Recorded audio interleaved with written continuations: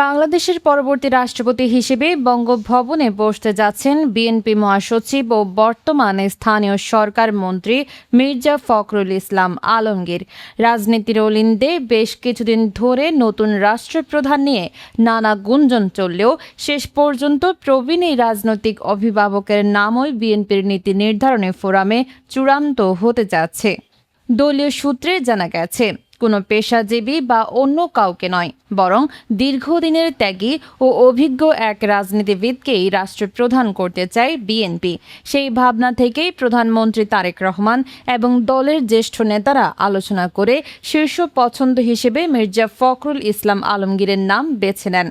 12 ফেব্রুয়ারি নির্বাচনে নিরঙ্কুশ সংখ্যাগরিষ্ঠতা পেয়ে বর্তমানে ক্ষমতায় রয়েছে বিএনপি।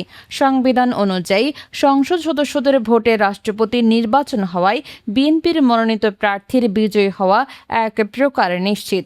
অন্যদিকে প্রধান বিরোধী দল বাংলাদেশ জামায়াতে ইসলামী এই পদে আলাদা প্রার্থী না দেওয়ার ইঙ্গিত দেওয়ায় বিনা প্রতিদ্বন্দ্বিতায় ফখরুলের বঙ্গভবনে যাওয়ার পথ আরও সুগম হলো।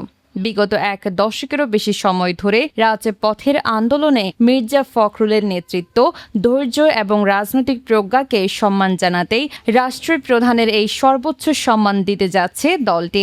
খুব শীঘ্রই বিএনপি ফোরাম থেকে আসবে চূড়ান্ত ঘোষণা। দীর্ঘ রাজনৈতিক জীবনের পর রাষ্ট্রের অভিভাবক পদে মির্জা ফখরুল ইসলাম আলমগীরকে দেখা নিয়ে আপনার মতামত কি?